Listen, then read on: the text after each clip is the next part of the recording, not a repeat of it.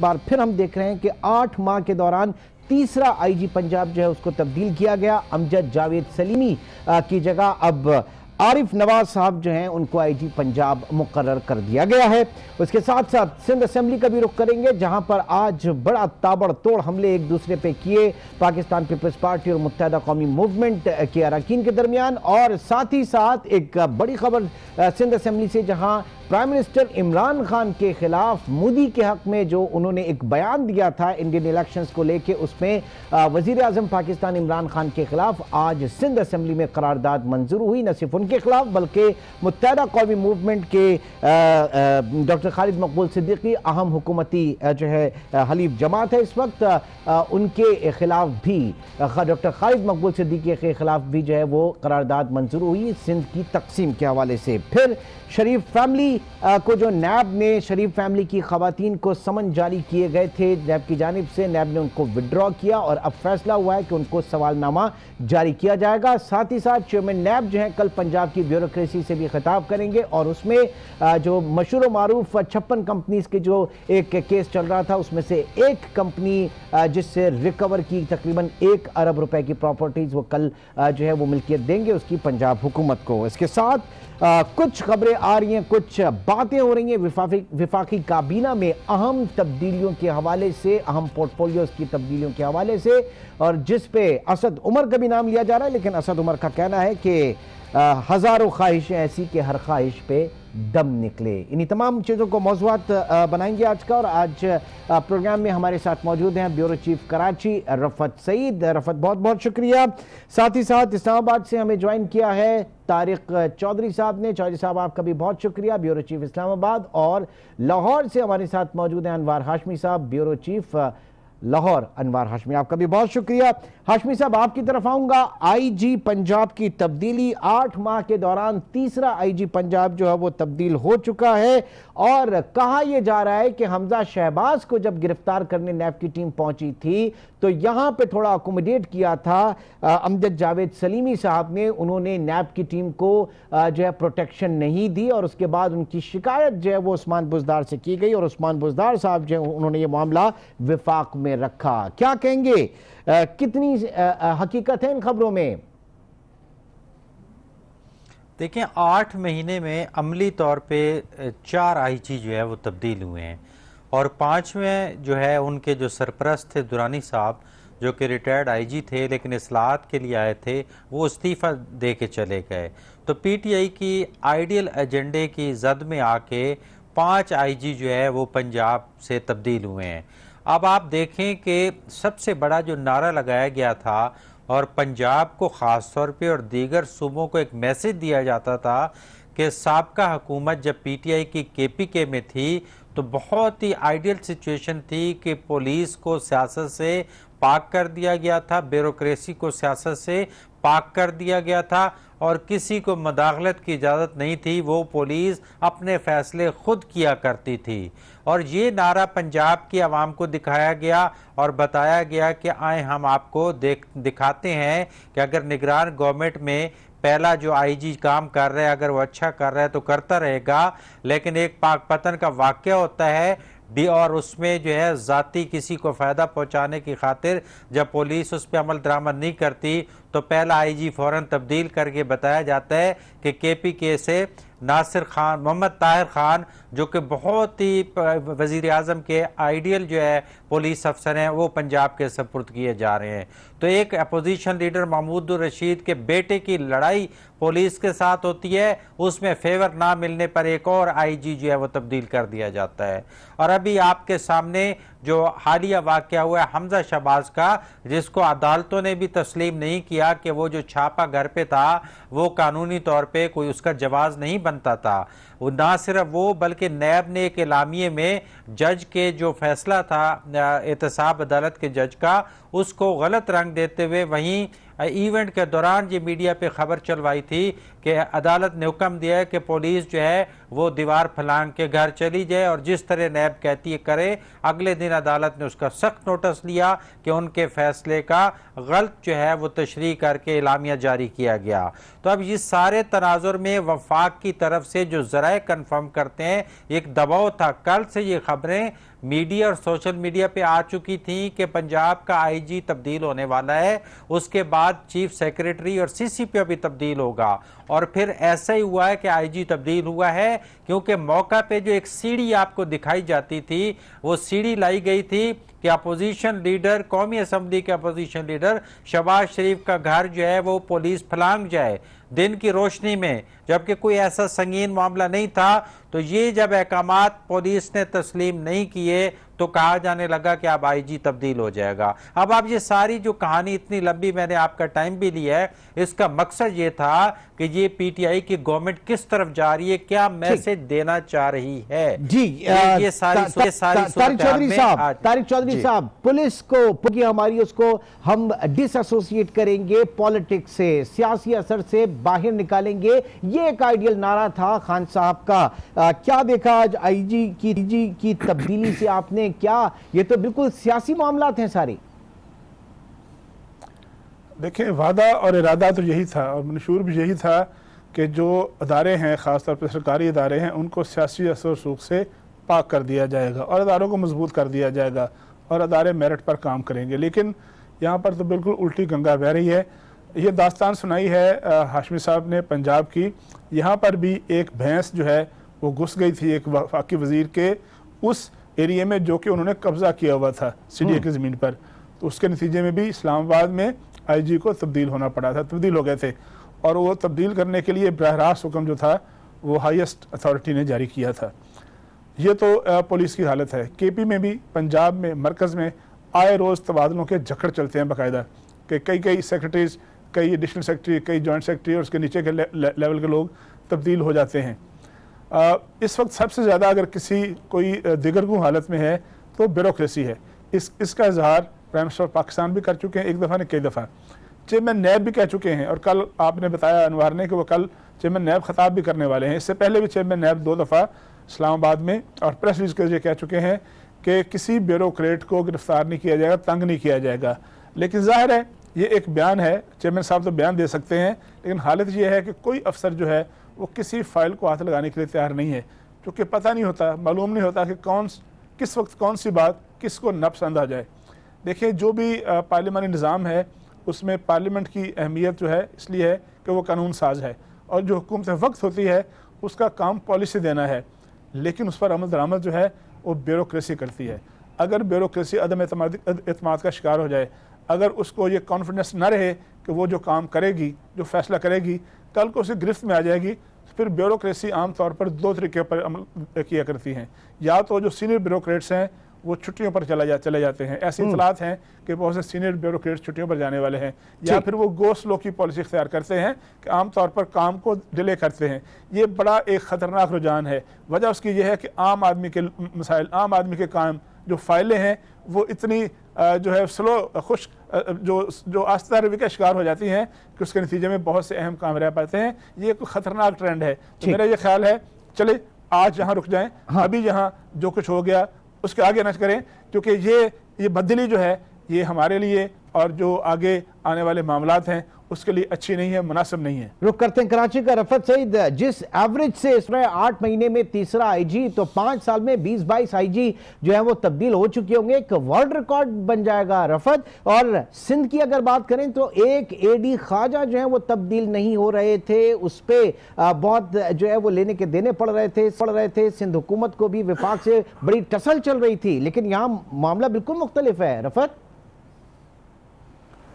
देखिए इमरान, बात यह है कि पूरे मुल्क में ही जो निज़ाम है पूरा सियासतज़दा हो चुका है। पुलिस का निज़ाम हो या ब्यूरोक्रेसी का हो, ब्यूरोक्रेट जो हैं वो हुकूमत की तरफ देखते हैं, सरकार की तरफ देखते हैं, लगता है ऐसा है कि वो उनके कारकुन के तौर पर काम कर रहे हैं और हर सेक्रेटरी कोई काम कर रहा है उसने यही वतीरा ले रखा है। फिर पुलिस का हाल तो इससे भी ज़्यादा ख़राब है। आपने एडी ख्वाजा का जिक्र किया तो मेरे ख्याल में वो सारे इख्तियारात अदालत ने दिए थे, और जब उन्होंने वो अदालत इख्तियारात आईजी ने इस्तेमाल करना शुरू किए तो यकीनन फिर महाज़ाराई शुरू हुई, और महाज़ाराई इस नतीजे पर पहुँची कि बिलाखिर एडी ख्वाजा को खुद ही यहाँ से जाना पड़ा। वो जाने के ख्वाहिशमंद भी थे, क्योंकि वो ये कहते हैं कि अगर सूबे में रहकर वज़ीर आला के साथ जो है वो महाज़ाराई की कैफियत में काम नहीं किया जा सकता।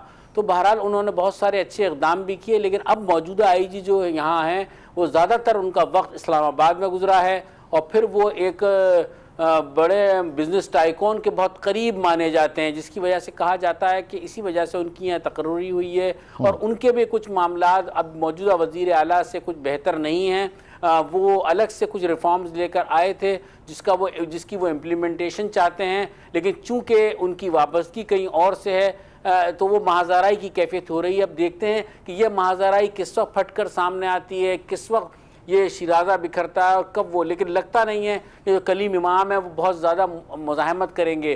वो इस सूबे में सर्व करना चाहते थे, वो कर रहे हैं, लेकिन इस शहर को, जिस शहर में हर तरह का जराइम पेशा शख्स मौजूद हो, हर तरह के जराइम होते हों, दहशतगर्द तंजीमों के अरकान सरगर्म हों, तो वहाँ एक मजबूत आईजी चाहिए होता है जो खुद डिसीजन ले सके, और पुलिस फोर्स सियासत ज़दा ना हो। सियासत ज़दा पुलिस है, सियासी वाबस्तगियाँ पुलिस अफसरान की, लिहाजा आने वाले दिनों में आप देखिएगा यहाँ भी महाज़ाराई की कैफियत हो जाएगी। आपको मैंने ये बताया कि एडिशनल आईजी जो हैं वो आईजी की नहीं सुनते, एडिशनल आईजी की जो है बाज़ डीआईजीज नहीं सुनते, तो ये कैफियत यहाँ पर भी है। लेकिन तब्दीलियाँ यहाँ माजी में इतनी जल्दी नहीं हुई जितनी पंजाब में तेजी से तब्दीलियाँ हुई हैं। यहाँ चूँकि साथ साथ पैरामिलिट्री रेंजर्स मौजूद हैं, तो एक उसकी वजह से फिर भी एक गिरफ्त रहती है कि लॉ इन्फोर्समेंट के मामले में रेंजर्स को भी इस्तेमाल किया जाता है, पुलिस पे मुकम्मल तौर से डिपेंड नहीं किया जाता। लेकिन ये सियासत तब तक ख़त्म नहीं होगी ब्यूरोक्रेसी में से और पुलिस में से, उस वक्त तक कोई फोर्स यहाँ पर काम अच्छी तरह से नहीं कर सकता। अब मसला सारा ये है कि ये सियासत है जो पॉलिटिसाइज करने की बात है वो नहीं हो पा रही, उसको सियासी वाबस्तगी या सियासी अंसर जो है अमल दखल उसको ख़त्म नहीं कर पा रहे। क्या मसला है ऐसा पंजाब में कि पंजाब में बुज़दार हुकूमत जो है वो कंफर्ट फील नहीं कर पा रही? पीटीआई गवर्नमेंट जो है, पंजाब में पीटीआई लेड गवर्नमेंट जो है वो आईजीज तवातुर से क्यों तब्दील हो रहे हैं? ये सवाल मैं रखूंगा ब्रेक के बाद अनवार हाशमी से। एक छोटे से ब्रेक के बाद दोबारा मिलते हैं।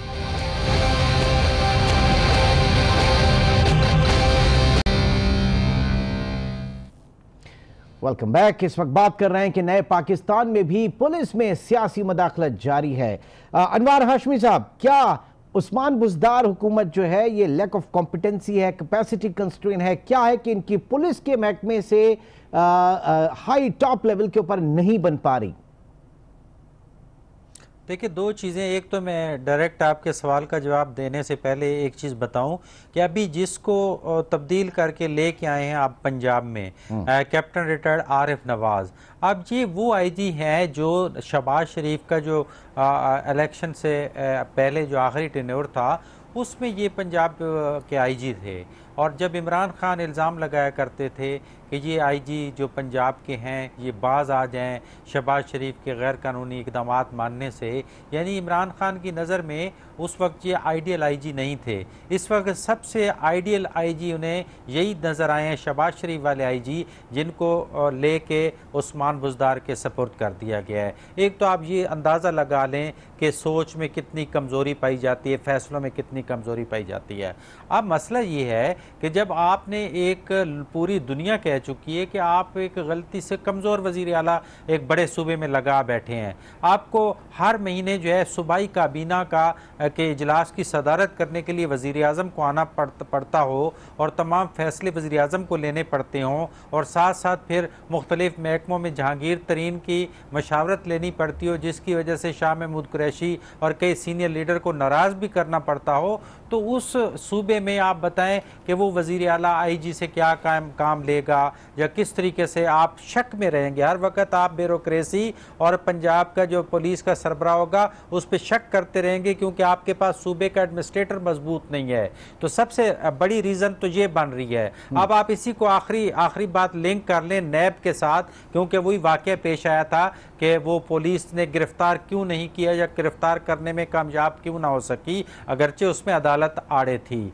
लेकिन उसमें अब आप देखें कि जो चेयरमैन नैब शहबाज शरीफ की 2 बेटियों और अहलिया को नोटिस जारी कर चुका हो, जो एक बड़ी मीटिंग बुलाने के बाद फैसला किया होगा कि ख़वातीन को इन डेटों में बुलाना है, उस वक़्त ना तो उनकी कोई इज़्ज़त मजरू हुई है, इज़्ज़त नफ्स मजरू हुई है, लेकिन जब प्रेशर बढ़ा, उस पर प्रेशर जब बढ़ा तो चेयरमैन साहब तशरीफ़ ले आए लाहौर में, और लाहौर में आके अपना एलामिया पूरा मनसूख कर दिया कि नहीं, उनको नहीं बुलाया जा सकता, ख़वातीन काबिल एहतराम है, अब उनको घरों में सवाल भेजे जाएंगे। ठीक है, ख़वातीन काबिल एहतराम है, क्या सिंध की ख़वातीन भी इसी तरह काबिल एहतराम होंगी, उनको नहीं बुलाया जाएगा? क्या फिर अलीमा खान को भी ये जिस पे प्रेशर है? तो मुझे बताएं कि ये क्या हो रहा है, ये कौन से कानून के तहत जो है वो जिनसी फ़र्क रखा जा रहा है, ये कौन सा कानून इजाज़त देता है? ख़वातीन काबिल एहतराम है, लेकिन पहले काबिल एहतराम क्यों नहीं होती? तो ये जो तज़ादात चल रहे हैं ना, इसकी वजह से ये गवर्नमेंट और गुड गवर्नेंस नहीं हो पा रही, इस वजह से उंगलियां उठ रही हैं। ठीक है, रखता हूं इसी सवाल को तारिक चौधरी साहब के। तारिक चौधरी साहब, ये जो पीपल्स पार्टी भी इसके ऊपर कह रही है कि दोहरा मयार है, शहीद बीबी जो है वो हमेशा पेश होती रही कोर्ट्स के अंदर, नुसरत भुट्टो जो है वो पेश होती रही, अभी फरियाल टालपुर जो है वो पेश हो रही हैं, फिर ये दोहरा मयार जो है पीपल्स पार्टी से कह रही है, क्या हकीकतन आप भी यही समझ रहे हैं कि पॉलिसीज जो हैं ये सही नहीं है? देखिए, जो सरकारी अदारे साहब जैसा नाजुक काम कर रहे हों, उन्हें अपने कंडक्ट में बहुत एहतियात करनी चाहिए, और उन्हें कोशिश करनी चाहिए कि उनकी तरफ से कोई ऐसा इकदाम ना हो, कोई ऐसा स्टेप ना लिया जाए जिससे उनकी बदनामी हो, उनकी क्रेडिबिलिटी पर फ़र्क आता हो, उनकी साख मजरू होती हो, क्योंकि वो एक अहम काम कर रहे हैं। अब नैब जो है एक बहुत बड़ा काम कर रही है। पाकिस्तान में कोई ऐसा शख्स नहीं है मेरे आप समेत जो नैब जो एहतसाब का हामी ना हो, लेकिन एहतसाब जो है, एक जो बिल्कुल आपने बात की, एक तो क्रॉस द बोर्ड होना चाहिए, उसमें कोई इम्तियाज़ रवाना रखा जाए और एक ही पैमाने पे सबको, एक ही तराजू से सबको तोला जाए, एक ही पैमाने से सबको मापा जाए। जब कोई फ़र्क आता है तो फिर जाहिर है मीडिया और लोग और वो जो मुतल्लिका शख्स है वो आवाज़ उठाता है, वो शोर मचाता है। आप देखें कि बहुत से ऐसे अफराद हैं जिनके खिलाफ इंक्वायरी चल रही हैं, जिनके खिलाफ रेफरेंसेस फाइल हैं, लेकिन वो गिरफ़्तार नहीं हुए, वो अदालतों में आते हैं और अदालतों में आके पेश होते हैं और चले जाते हैं। लेकिन कुछ अफराद ऐसे हैं जिनको इन्वेस्टिगेशन या इंक्वायरी लेवल पर ही गिरफ़्तार कर लिया गया और कई माह रखा गया। कुछ अफराद ऐसे हैं जिनके केसेस जो हैं वो बहुत सालों से चल रहे हैं, लेकिन कुछ अफराद ऐसे हैं जिनके केसेस जो हैं वो पलक झपकते में निपटा दिए गए। कुछ अफराद ऐसे हैं जो जिनके उन पर भी उसी तरह का इल्ज़ाम है, लेकिन आज तक उनको बुलाया नहीं गया, बल्कि फ़ाइल जो है कहीं ना कहीं पड़ी हुई है और वो किसी न किसी मरहले में है। लेकिन कुछ अफराद ऐसे हैं जिन पर लगाया गया इल्ज़ाम जो है वो अपने जो उनके मद्दे मुकाबले हैं उनसे बहुत कम है या बहुत उतना सवीर नहीं है, लेकिन उनको उनके पीछे पीछे जो है वो फोर्सेस दौड़ती फिर रही हैं। तो इस तरह के इक़दामात जो है उससे वो इत्माद मजरू होता है। चेयरमैन नैब साहब जो हैं इस्लामाबाद में और लाहौर में ब्यूरोक्रेसी खिताब कर चुके हैं, कई दफ़ा ये प्रेस रिलीज जारी कर चुके हैं कि जी एहतसाब के मामले में साहब जो है वो केस देख और ऐसा एहतसाब इसको अमली तौर पर साबित करना पड़ेगा, अमली तौर पर इम्प्लीमेंट करना पड़ेगा इसको। और इस पर तुर्रा ये कि हमारे फेडरल मिनिस्टर्स जो हैं वो बाकायदा कंपैरिजन कर रहे हैं नैब में जो केसेस हैं कौन सा कम संगीन है और कौन सा ज्यादा संगीन है, यहाँ पे भी ये बातें हो रही हैं। रफत, इस वक्त जो डिवीजन है, जो कहा जा रहा है, पीपल्स पार्टी जो कह रही है कि ये तासुब बढ़ता जा रहा है, ये जो है वो दोहरा मयार है इस वक्त दोनों जो पॉलिटिकल पार्टीज हैं उसमें खवातीन के हवाले से क्या कहेंगे आप इस पे? और साथ ही साथ आज बड़ा जो है वो सिंध असेंबली में बड़ी हुल्लड़बाजी हुई, आज उस इजलास की तरफ भी आएंगे। पहले जरा इसको बताइएगा, इस पे क्या कॉमेंट रहेंगे आपके?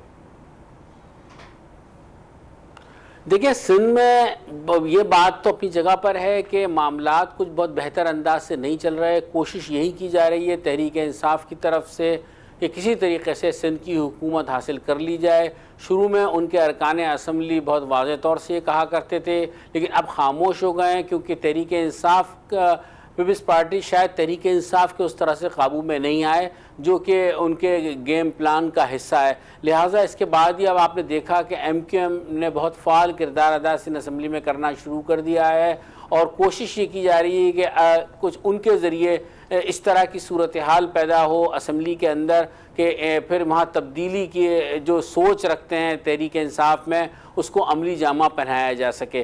तो बहरहाल इस सारे मामले में आपसे मैंने पहले भी कहा था कि सफ़र जो है वो सूबा करेगा, मुश्किल सूरत हाल है, बेयकीनी कैफियत है। महाज़ारा ये असम्बली का रवैया आप देख लीजिए, कानून साजी होती नहीं है। फिर ये हुआ कि आज तो वज़ीर आज़म के ख़िलाफ़ भी जो है करारदाद मंजूर हुई, उसके बाद जो वफाकी वज़ीर है खालिद मकबूल उनके खिलाफ भी मंजूर हुई। तो यहीं से आप देखें कि महाजराई जो है ना वो बढ़ना शुरू होगी। मौजूदा इजलास जो चल रहा है इसमें जो है, जो इसका आगाज़ आज हुआ है, तो इसमें आने वाले दिनों में आप देखिएगा तलखियाँ ज़्यादा बढ़ेंगी। आज भी खासी तलखी हुई, तल जुमलों का तबादला हुआ और इसी में किसी जो है कोशिश ये रास्ता निकालने की जा रही है कि पीपल्स पार्टी को किसी तरीके से फारिग किया जाए।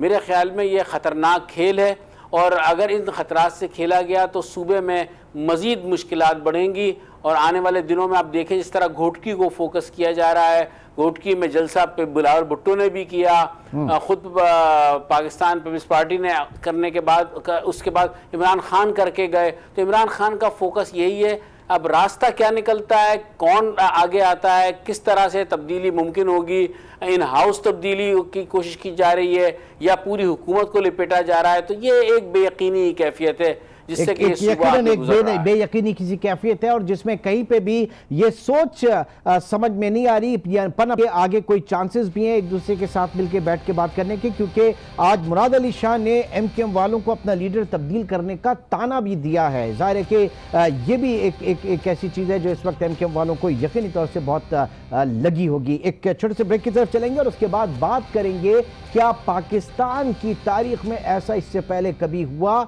कि सिटिंग प्राइम मिनिस्टर के खिलाफ किसी असेंबली से कोई करारदाद पास हुई हो। क्या तनाजुर है, इसके ऊपर तारिक चौधरी से मैं बात करूंगा, लेकिन एक छोटे से ब्रेक के बाद।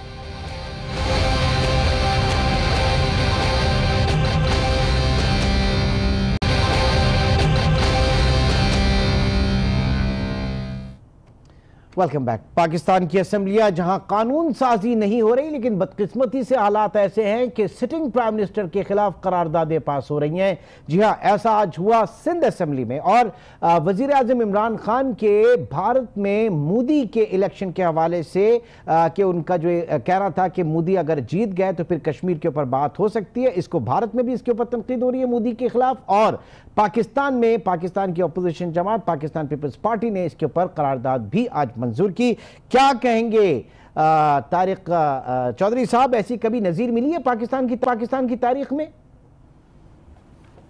देखिए, माजी में ऐसा होता रहा है कि जब ख़ास तौर पर मरकज़ और पंजाब में पीपल्स पार्टी मुस्लिम लीग नून की बड़ी कशमकश हुआ करती थी, तो वज़ीर आला के ख़िलाफ़, प्राइम मिनिस्टर के ख़िलाफ़ इस तरह की करारदादें वगैरह असम्बली में पेश होती थी और शायद कभी पास भी हुई हो, ये एग्जैक्टली मुझे याद नहीं है।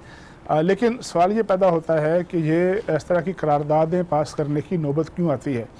मेरा ये ख्याल है कि इसका ताल्लुक इससे पहले जिस बहस पे, जिस मामले पे आप रफ़त से बात करें तो उससे ताल्लुक है।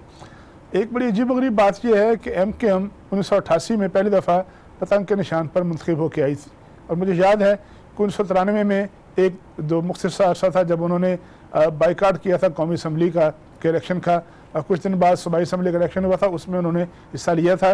उसके अलावा 1988 से लेकर 2013 से 18 तक कोई ऐसा टेन्योर नहीं है जिसमें एमकेएम जो है वो इक़्तिदार में शामिल ना हो, सूबे में या मरकज़ में। वो परवेज़ मुशर्रफ का दौर हो, शौकत अज़ीज़ का दौर हो, नवाज शरीफ हो, पीपल्स पार्टी हो या कोई भी हुकूमत हो, इस तरह कोई ऐसा दौर नहीं रहा सिवाय नेमतुल्लाह खान साहब के, जब कराची की मेयरशिप उनके पास न रही हो, हैदराबाद की मेयरशिप उनके पास न रही हो, और मुझे अगर अच्छी तरह याद है शायद मीरपुर ख़ास में भी कुछ अरसे के लिए म्यूनसिपल कमेटी और सखर में भी कुछ उनके लोग जो मंतखब हुए थे।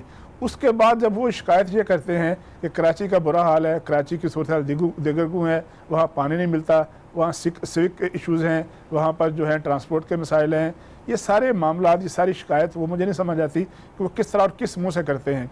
हर इक़्तिदार में शरीक होते हैं और हर दफ़ा वो कहते हैं कि जी कराची के मसाइल हल नहीं हो रहे, सिंध के मसाइल हल नहीं हो रहे। अब जो ये कशमकश थी पीपल्स पार्टी और मरकज़ के दरमियान, मेरा ख्याल है इसमें एमकेएम जो है वो कुछ आगे आई है और शायद पीटीआई जो है पीछे हटकर खेलेगी। इसका एक ताल्लुक वो रफ़त उसकी तस्दीक कर सकते हैं, एक ताल्लुक तो शायद कराची और सिंध में होने वाले बल्दियाती इंतखाबात से है। एमकेएम जो है शायद वो एक मरतबा फिर महरूमियत का और लोगों के मसाइल का जो है वो डंडोरा पीट कर एक दफ़ा फिर शायद इक़्तिदार में आना चाहती हो, सिंध के और कराची के ख़ास तौर पर जो शहरी जो म्यूनसिपल कॉरपोरेशन है, जो मेयरशिप है उस पर। लेकिन मेरा ख्याल है कि उनको अब ये बात जो है वो बड़े अरसे से कहते चले आ रहे हैं, अब उन पर आपको सियासी स्ट्रेटजी इख्तियार करनी चाहिए। MQM से कराची जो है अब वो छिन चुका है। जिस तरह किसी ज़माने में हैदराबाद रिजवी साहब हमारे बड़े भाइयों की तरह थे, वो कहा करते थे कि कराची का 85% जो है वो मैंडेट हमारे पास है, तो अब कराची का 85% मैंडेट उनके पास नहीं है। मेरा ख्याल है कि अगर इस तरह उनकी गिरगिट की तरह बदलती हुई पॉलिसियाँ रही तो शायद वो जो थोड़ा बहुत मैंडेट उनके पास रह गया है वो भी शायद बाकी ना। ठीक है, जरा पूछ लेते हैं रफत, क्या कहेंगे आप लोकल बॉडीज इलेक्शन में उस तराजुर में, उस कॉन्टेक्स्ट में जिसमें तारिक चौधरी बात कर रहे हैं, आपका क्या वर्डिक्ट होगा, आपका क्या ओपिनियन होगा? देखिए, लोकल बॉडीज इलेक्शन तो अपनी जगह बिल्कुल दुरुस्त कहा उन्होंने, वो हैं और एम सबका यही है, तहरीक इंसाफ का भी टारगेट यही है कि कराची की मेयरशिप हासिल की जा सके। MQM का भी यही है, पीपल्स पार्टी भी अपने आप को उस रन में देखती है कि वो भी मेयरशिप की उम्मीदवार अपने आप को समझती है। लेकिन इसके साथ साथ जब तक सिंध में तो हुकूमत तब्दील नहीं होगी या सिंध में हुकूमत की तब्दीली या कोई मंजरनामा नहीं बनेगा, उस वक्त तक वो मकासद हासिल नहीं हो सकते जो वज़ीर आज़म इमरान खान हासिल करना चाहते हैं, जो उनकी जमात सूबाई है वो हासिल करना चाहती है। तो उसके लिए यकीनन यहाँ तब्दीली करना होगी, जिसके लिए कोशिशें तेज़ हो गई हैं। पहले आहिस्ता थी, फिर पीछे हट गए थे, फिर गवर्नर राज की अफवाहें चलना शुरू हुई जो कि वो भी दम तोड़ गई। लेकिन ये कि किसी तरीके से सिंध हुकूमत को किस तरह किया जा सके, उसमें अब एक इम्कान ये भी मौजूद है कि जो बात कही जा रही है कि आसिफ अली जरदारी जो हैं उनकी अगर गिरफ्तारी हो जाती है किसी मुकदमे में तो यकीनन पार्टी पर वो गिरफ्त नहीं रहेगी। बिलावल भुट्टो उस तरीके से लेके नहीं चल सकेंगे और उसके बाद वो एक मुकदमात का एक जो दबाव है, एक जाल जो है नैब के मुकदमात का, वो ताने बाने उसके तकरीबन बुने जा चुके हैं और वो बहुत सारे वज़रा के गिर्द घेरा तंग भी है। तो शायद उसी बुनियाद पर जो है वो सोचा जाएगा। लेकिन बुनियादी टारगेट बल्दियाती इंतखाबात ही हैं क्योंकि सारे मामलात उसी में आते हैं। हाँ, ये सोच ज़रूर इस्टेब्लिशमेंट में पाई जाती है कि MQM को उतना फ्री हैंड नहीं देना है या नहीं दिया जा सकता, क्योंकि माजी में जो सूरत हाल MQM की रही है उसको मद्देनज़र रखते हुए तो कोशिश ये होगी कि मिक्स कस्म का एक वो लाया जाए जिसमें तहरीक इंसाफ भी हो, जमात इस्लामी भी हो, MQM भी हो, ताकि कोई ये नहीं कह सके। तो कोशिश ये की जा रही है। और उसके बाद तो ये सारे तजर्बात कराची पे क्यों किए जाते हैं, फिर सवाल ये उठता है कि ये सारे तजर्बात कराची में करने से यहाँ का इंफ्रास्ट्रक्चर उस तरीके से नहीं बन पा रहा, उस तरीके से यहाँ पर तरक्याती काम नहीं हो पा रहे और शहर आपने देख लिया होगा कि खंडर का मंजर पेश कर रहा है। हाशमी साहब, अब एक तरफ देखें मुख्तलिफ जगहों पे सफबंदियां चल रही हैं, एक तरफ तो MQM को ये टास्क मिला जो आज हमने देखा, दूसरी तरफ अब पीपल्स पार्टी जो है वो क्लेम कर रही है कि वो पंजाब में आ रही है मिलियन मार्च लेकर और पंजाब में अब जाके जो है वो दरारें डालेगी। ये आप समझ रहे हैं कि कामयाब होगी मौजूदा हालात में, इस तरह का कुछ मंजरनामा बन सकता है? देखिए, बिल्कुल इसके लिए फिजा पीपल्स पार्टी का तो अब पॉलिटिकल बनता ही यही है, क्योंकि पंजाब में चूंकि PTI आके नून लीग की जगह बैठ गई है और नून लीग ऑलरेडी पीपल्स पार्टी की मेज़बान बनने के लिए तैयार है, तो इसलिए यहाँ पे बहुत अच्छा होगा सिंध का बदला लेने के लिए। ये सूरत हाल मुख्तसर बताऊँगा अफसोसनाक इसलिए है कि इमरान खान ने वो सियासी हिकमत अमली का मुजाहरा इसलिए नहीं किया कि तवील अरसे के बाद पंजाब में हमेशा वफाक के साथ महाजराई रहा करती थी पीपल्स पार्टी के दौर में, जिसकी वजह से हुकूमतें नहीं चल पाती थी।